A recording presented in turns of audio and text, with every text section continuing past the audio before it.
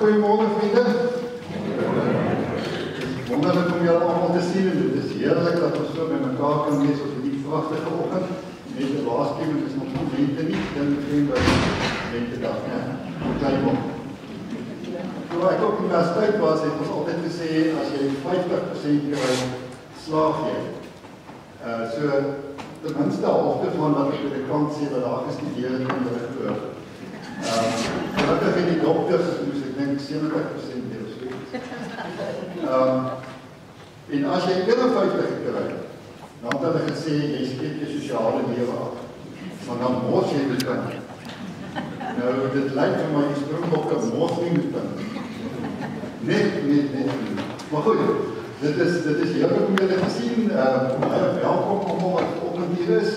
Kan ons net sien.